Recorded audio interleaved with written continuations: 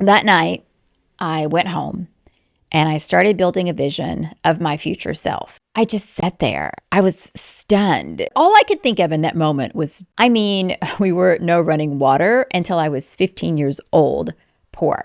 I've seen this movie and I know exactly how it ends. That bitch just said that. So I pull up at this fancy hotel. The red carpet is rolled out and there's champagne chilling on ice. And people are smiling at me and looking at me like I'm somebody, like, you've made it. And all I could think in that moment is, this is a trap. I've seen this movie and I know exactly how it ends. And that was the exact moment that I knew I had to disappear. But I'm getting ahead of myself. So let me back up. Hi, friend. I'm Cynthia Garcia. And I went from poverty so extreme, I had to take baths in a creek, to building over $100 million in businesses. And at the peak of my success, right when I had made it, I disappeared on purpose. And today I'm telling you why and why I'm finally back. So pour a drink. You're probably going to need it.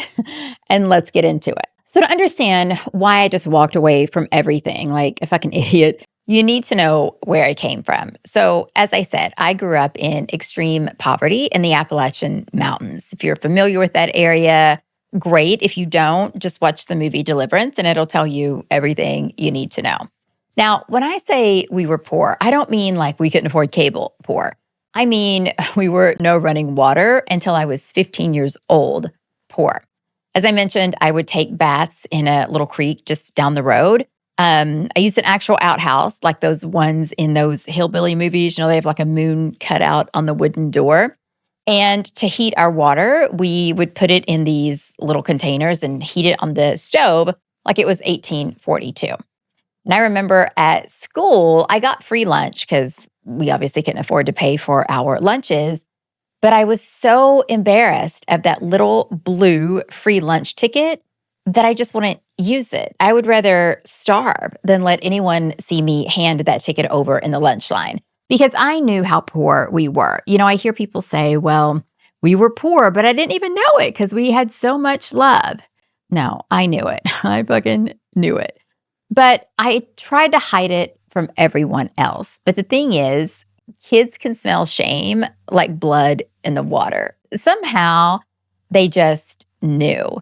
And my home was filled with trauma and drama at every turn. My parents were always fighting. There was a lot of domestic abuse, domestic violence. My dad shot my mom in front of me. I know it's crazy. But as you can see, I did not have a normal childhood, even though I wanted one desperately. And it's funny because I see my 15-year-old daughter now, and she does all the typical things that teenagers do, right? She hangs out with her friends, she has sleepovers. I never had any of that. Never saw a movie until I was like 17 years old, I think. I remember one time though, I got brave, right? And no running water in my house, right? Like very little food. We'd often go to bed early because we didn't have food. But I thought I can do a sleepover just once, right? Just once. And so I asked my one little friend, I didn't have a lot of friends. I asked my friend Angela if she wanted to spend the night. I know, I was brave. I was feeling myself. And she didn't give me an answer right away. She said, let me ask my mom. And then she proceeded to avoid me for days. We're talking about like Olympic level dodging. But finally, I said to her one day, because I was getting frustrated and the weekend was coming up. And so finally I said, so can you stay? Is your mom going to let you spend the night? And she said, my mom said no, because your house is dirty and your parents are drunks. Yeah, that's what she said. And listen, my parents were a lot of things. My mom was a lot of things, but she wasn't a drunk. Might have been one thing she wasn't. But also, like, what the actual fuck? Like, who says that? I don't know. It felt like I'd just been punched in the face. But, listen, kids are resilient. And I went on until the day came at school that changed everything for me. So, this is a crazy story. You ready for it? This is where you grab your drink. So I'm sitting in class and Amanda, I'll never forget her name. She's sitting over here. And I can hear her whispering with some other girls, right? You know, when you just know someone's talking about you, you get it. I knew she was talking about me, but I'm minding my business, right? I'm drinking my water, minding my business. And all of a sudden, Amanda says loud enough for the entire school to hear, "Wait, what do you mean you don't have a bathroom or water in your house?" Fuck, Amanda. And everyone in the class just stopped and they all just stared at me. And I could see the pity, the disgust, the judgment all at once. And my little body went hot. Like I just knew my face was red as a stop sign. And I just sat there. I was stunned. You know, that feeling where you're just like, that bitch just said that. That's what I felt. But all I could think of in that moment was, don't let them see you cry, Cynthia. Don't let them see you cry. And so instead, and I don't know where this came from, I looked at her dead in the eye and I said, whatever. That's really what I said. I said, whatever. One day I'll have so many bathrooms, it'll take me 10 minutes just to pick one. That was my epic comeback, right? And she stared at me like I was fucking crazy. And I didn't care. And I stood up and I walked out of that classroom and my head was held high, my shoulders were back, and I walked straight across the hall into the bathroom. And I locked myself in the bathroom stall and I cried until I couldn't cry anymore. I was crushed. I was so embarrassed.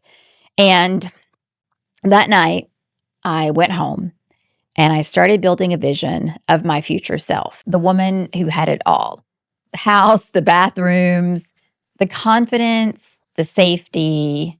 She became my North Star, and I became obsessed with becoming her. Now, I didn't have any role models around me that I could look up to and be like, I want to be like Nancy.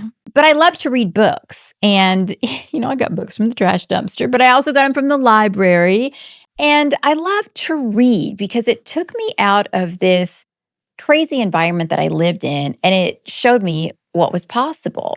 Like I'd read Nancy Drew, and she seemed to have a pretty good life. So I thought I'd be like her. I looked for people whose lives I wanted so I could act like they acted. For example, my mom back in the day used to watch Dallas and Dynasty. They're like soap operas, right? Back in the 1300s. I don't know.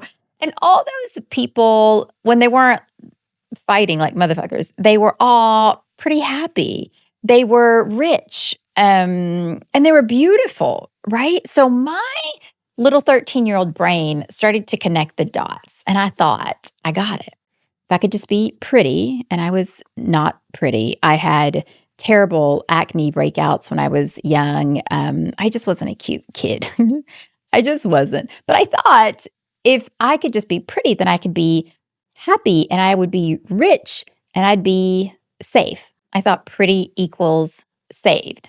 Now, remember, we had no money for things like makeup or skin treatments or whatever. But we did live right near the town dumpsters. I mean, it was like walking. It was like right there. I could see it from my house. I could walk there. And so I would dumpster dive for skincare or makeup. I didn't care if it was broken or expired or whatever. I would use it. I would literally just go through the trash for half-used face wash. Because remember, I thought if I could fix my face, I could fix my life, it's a lot. I know. It's kind of fucked up, right? But I was 13. I didn't know any better. So that was the upbringing. So let's fast forward. I got older and I remained determined to get out of this tiny, small town that I lived in. And I decided that my future self lived in Los Angeles because, of course, she fucking did. Where else would she live? So I left. I packed up and I moved out of this tiny town. I had a couple of suitcases with me, big dreams, and zero backup plan, zero plan. The only plan I did have was that when I got to LA, I would live with this roommate that I had met through some other people that I'd met that lived in LA. And he said, you can stay here. I've got a separate room until you find a place of your own. And I thought, cool. Okay, fine. But it turns out he was a crackhead. No, an actual crack cocaine crackhead, like an actual one. I didn't know this until I get there. And I discover it the first night because he's literally smoking crack in the living room. So I barricade myself in my little bedroom and I'm like, what the fuck have I gotten myself into? This little small town girl who didn't know shit about fuck, right? And I'm tripping out though. I'm like, what is going on? Big wide eyes. And on the second night, he comes knocking on my door and I ignore him because I think this fucker's crazy, but he keeps knocking, just pounding on the door. And so I thought, okay, let me open the door before he breaks it down. And I open the door and he's like cracked out and he has a gun. And he says, we got to get out of here. They're coming for us. Now, I didn't know much, but I was a survivor. I'd been in some shitty situations growing up as a kid. And so I knew how to kind of talk my way out of some things. I'd had to talk my dad down when he would be drunk or high and wanting to literally murder my mother. So I'd had a little street smarts, right? And I said, okay, let me get my stuff. I'm coming with you. Hold on. Let me get my shit together. So I closed the door and I called one other person in LA who I knew well enough to come and get me. And I wouldn't be crazy embarrassed to tell them what was going on. So one person, I called them and I said, you got to come get me. And I fled in the middle of the night. It was like 2:00 in the morning. And so here I was 48 hours after arriving in LA, ready for my big dreams to come true, homeless as fuck. I was so homeless. I didn't have anywhere to go. So I found this rent by the day hotel. It's funny, the friend who picked me up, who I didn't even really know that well, he said, well, you can stay with me. And I was like, fuck no. Fool me once, right? Then no. So he took me to this little hotel on Sunset Boulevard, rent by the day. And I checked in and I was so scared. Finally got to sleep. And I woke up the next morning thinking, what am I going to do? I mean, I'm going through my options, right? And I thought, what am I going to do here? I didn't have a trust fund, but I had a face. And by that time, I'd gotten a little bit cuter. And people had told me like I was pretty. So, you work with what you've got. And so I started searching on Craigslist. I started connecting with other girls in LA who were models. I started networking because I found these like little modeling jobs on Craigslist. And I'd get paid like a few $100s, whatever. I'd meet other girls that introduced me to other people. I just started networking. I finally found an apartment I could afford. I moved out of the little rent by the day hotel. And slowly, fucking so slowly, but surely, things started happening. I started booking jobs. They were small jobs, but then they got bigger. And then I started doing television hosting and booking magazine shoots, like actual magazines, meeting people who knew bigger people, who knew better people. I got agents. And all of a sudden, I'm partying with actual rock stars, actual movie stars, not like reality TV stars, actual movie stars. It was crazy. I was standing in rooms that I never thought I'd be allowed into. It was like I was living a dream. I swear to God. I was just like what the fuck? And my career kept growing. I landed a billboard in Times Square because I was the face of the BlackBerry Pearl when that launched. If anybody remembers that, I don't know. What was that? 1847? I don't know. But it was me. The girl who took baths in a creek was now on a billboard in Times Square. And listen, I mean, I was living the life, right? I was like, oh, yeah, limousines. And you would think that felt like winning, right? You'd think that I'd be like, I am so good, but it didn't, right? Like, I mean, you'd think like this is the moment, cue the music, roll the credits. But no, I was terrified. Every single day, I just kept waiting for somebody to tap me on the shoulder and be like, hey, turns out we know who you are and where you came from. So you got to, like, someone like you cannot be with someone like us, right? I just knew that any minute they would pick up on the fact that I was that broke girl from the Appalachian Mountains, the one with no running water, the one who dug through dumpsters for face wash, the one that Amanda humiliated. And once they found out, because they would, it would all be over, right? Like my glass slipper would just break. And what would I do? I mean, I would lie when people would say, "Where are you from? What are your parents?" I would just make shit up because they didn't want them to find out. So I was terrified. So then I decided I would do what any healthy, well-adjusted person would do. I would drink a lot. I did. I drank a lot. But it turns out drugs worked a lot faster. And they were just a lot better. So I ended up doing that, right, as a coping mechanism. And I thought, I've got this figured out. Obviously, that was a terrible plan, but I didn't get it at the time. I was just dealing with my crazy imposter syndrome. So needless to say, I was trying to work during the day. I was partying all night, and really quickly, my health went to absolute shit.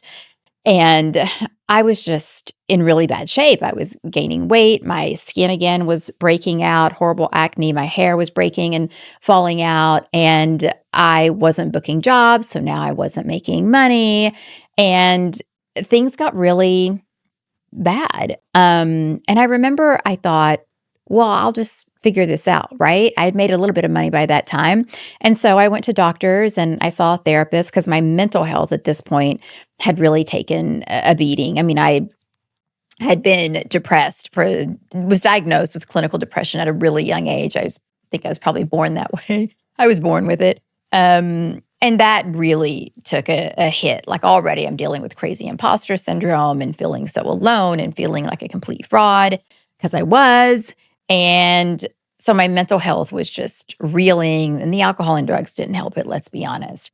And so I'm trying to get people to help me, but nobody could really figure out what was wrong. And, they would give me like a short-term thing and that would last for a minute, but then I was right back where I started. And so, I didn't have very much money in the bank. I had a few $100s. I spent it all trying to get help. And one night, I'm sitting on the floor of my little studio apartment in Hollywood, California, with my one window, swear to God. And I decided that I was finished. And I sat there on the floor, and I had a handful of prescription pills that somebody had given me. One of the many doctors I'd gone to had given me, and I had a Diet Dr. Pepper just ready to wrap it up. I was, And as I sat there, I started to just kind of look back on my life, and I started to get really angry. It was a really, really dark moment. I was angry at fucking everybody. I was angry at my parents. They should have given me a better situation. I was angry at the people I went to for help who didn't help me. I was angry at the friends that got me into this situation. I was angry at myself. Most of all, I was just like, what the fuck were you thinking? Like, you're so stupid. Who do you think you are? Like all those stories and that people had said to me, even at a young age, like, oh, you're going to go be a big shot. Okay. And I thought, damn, they were right. But then I realized, like as I'm sitting there, that ultimately, as much as I wanted to blame other people, and I really did, I wanted to blame everybody, Jesus, like I was angry at everybody. I was the one that was responsible. I mean, that was the truth of the situation, right? I had got myself into that situation. So I thought, okay, well, maybe you could get yourself out. And that night I thought, okay, I've gotten myself out of a lot of shitty situations. And I really had. Like we could be here for days. I could tell you the craziest stories. I will as the show goes on. But that night I thought, okay, well, get yourself out of this too. So I did. I committed to figuring it out. I mean, I had to. I had one other option, but other than that, I had no other options. So long story short, and I'll share more on this in a future episode, I figured it out. I actually did. I got myself out of that shithole, and I don't know. And what I figured out became the foundation for a business that would help build that dream life that I had always wanted. So I'll share more about that in another episode. But after I started figuring out some answers for my health and started like getting my life together, I started to help other people with what I had learned because I thought everybody needs to know this. I built this whole methodology around helping people transform their body, their mental health, their spiritual health. And it worked. Like it really worked. And that led me to create something that would blow up bigger than I had ever imagined. And that was my book called The Pink Method. It's an acronym, doesn't matter. Anyways, Dr. Phil's son published it, and I was thrilled. And that book, where I had pulled together everything I'd done to transform my health, my body, my mindset, my heart, all of that, it exploded. I mean, it sold out immediately. People were angry that they couldn't get their little paws on it. Yahoo names it the most searched diet of the year. I was doing TV appearances, constantly interviews with magazines. I was on Dr. Phil's show, not as a guest with the problem, but as an expert. Here I am, the girl who grew up with no running water. I know, but it's so crazy. On national television, telling other people how they can transform their lives. Which brings me to why I was touring hotels and having them roll out the red carpet, because I was planning a massive live event. And then came Newsweek. Yeah. They were doing an expose, not on me, on Dr. Phil, but my book ended up on the cover of Newsweek, the cover. Suddenly, I'm not just successful. My book isn't just successful, but it's now controversial. I'm on TMZ. What the fuck? How did it all go so wrong? So now people were talking about me, but not in the way that I wanted them to. So on that day, when I was there at yet another hotel that I was scouting for this huge event, red carpet rolled out, champagne and chilled glasses, I was also standing in the middle of this absolute shitstorm. Newsweek, TMZ, interviews, travel, in talks for a reality show. Meanwhile, I'd gotten married and had a baby, and my marriage was now falling apart. My mental health was starting to spiral again, just trying to keep it all together. And again, I've got a new baby. Did I mention that? Like I've got a human that I have to be responsible for. And she's brand new, and I am completely overwhelmed. And so stepping out of the car that day, again, red car, all the things, this felt exactly like it did the first time I hit rock bottom. But now I had way more to lose. Baby. And I couldn't let that happen. I could not go back to that dark place again. So in the middle of lights, camera, action, I stopped everything. And I just walked away. I chose to disappear, not because I was scared or dumb. I mean, maybe I was a little dumb, but I was finally smart. I simplified my business. I stopped going on all the TV shows and doing the interviews, and I focused on what mattered most. And I found a way to still make really great money helping a lot of people without being present every day on social media or traveling or whatever. In fact, I've made over $100 million now across several different businesses, and I still have less than 40,000 followers on Instagram. True story. I don't have a massive social media presence. I never have. I wasn't dancing on TikTok, which you're fucking welcome for, by the way. I decided I would do it my way, on my terms.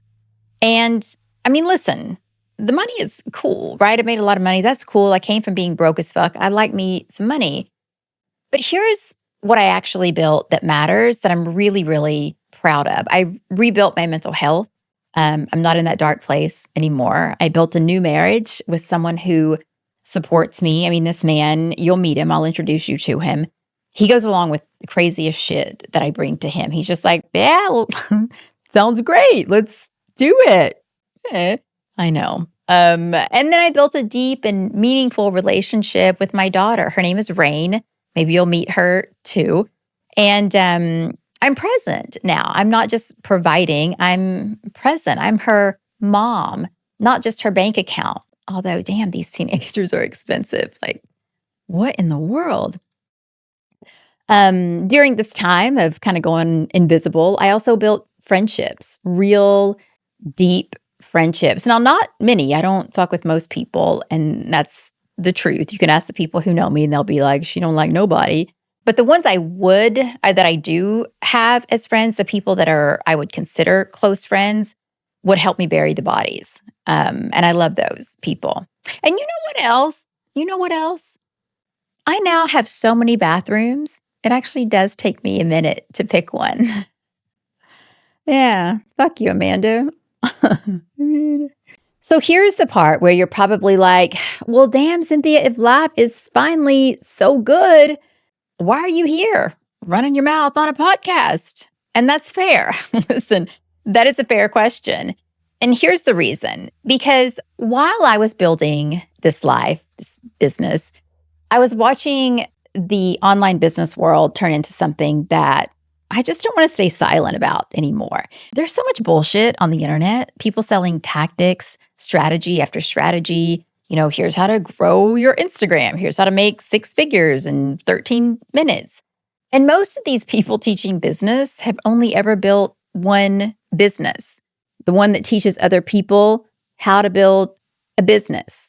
But do you know what I mean? Is it just me that's seen this? Like, have you seen it? Like, they've never actually done the thing. They're selling you a map to a place they've never been.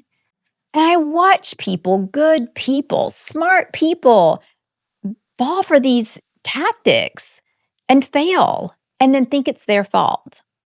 And it's not your fault. I just want to put that out there. So I wanted to finally show up again on my terms this time, my show. I'm in control here. And finally share what I've learned over these many years and what I've been putting into action, a concept that I call being self-made, emphasis on the self, all caps. And that is where you build yourself first, owning who you are and where you came from without shame or apology, and then getting clear on who you want to be and what's truly important to you, and then building everything else around that in a way that feels like ease and peace and safety. I'm tired of watching people burn out and sacrifice the things that matter to them. Health, relationships, sanity. They're chasing tactic after tactic. And meanwhile, they're standing on a mountain of gold and ignoring it. Like, they're so concerned with the funnels and the strategies and the tactics that they forget about their own story, their own transformation, their own proof. Like, I want to be what I didn't have. Someone who tells the truth, someone who's actually done it multiple times and can show you how to do it too without all the bullshit. And I'll keep it real with you. Truly, that's what you're going to get here. Right now, I'm building a new company at 48. Now, listen, I haven't made the best decisions in the past, right? You know that. I just told you. But I'm finding my way through them. So here I am again, new company, 48 years old. And the company is called Rewritten Beauty, the skincare line. Because remember how I told you I dumpster dived for skincare because I thought being pretty would save me from poverty? I mean, that was a bullshit story that I bought into.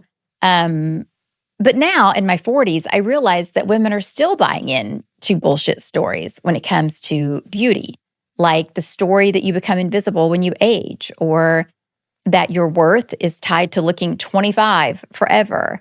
So I've decided to rewrite that, which is why the line is called Rewritten. And if there's one thing I know how to do, it's rewrite stories. So I'm going to be sharing that journey with you too. Another journey of building without sacrifice, the good, the bad, and the what the fuck was I thinking, all as I go. So here's what this show is going to be like. Okay. Here's what the show is going to be. Some weeks it's just going to be me, just me and you sitting down. I'll tell you a bunch of stories that I never thought I'd say out loud. Some weeks it'll be my husband, Zach, and I navigating being life partners and business partners and saying the hard things and me bringing crazy fucking ideas and seeing his reaction to them. And some weeks there'll be conversations with other founders and creatives who've built something real. And they'll talk about what it actually took. I'll be asking the deeper questions that nobody else asks about how the worst moments of their life became the reason that they won. The things worth stopping and thanking themselves for. And on that note, I'll kick us off with that. I'd like to thank myself. Let me grab my champagne. I'd like to thank myself for starting again at 48, for realizing that my best years are in front of me, for putting this podcast off for years and then finally doing it anyway, for being wise enough to walk away when I needed to and brave enough to come back now. And I'd like to thank that little girl who took baths in a creek and dumpster dived for skincare because she thought being pretty would save her. She had no idea she'd grow up to build multiple businesses and help millions of people, and that shame that she once felt would become her superpower. That the story she wanted to hide would be the one that changed everything. So to the girl I was and to the woman I'm still becoming, for all of those things and so much more, I'd like to thank myself. I'm Cynthia Garcia, and this is I'd Like to Thank Myself. Subscribe wherever you listen and share this with someone else who needs to hear it. And I will see you back here again next week.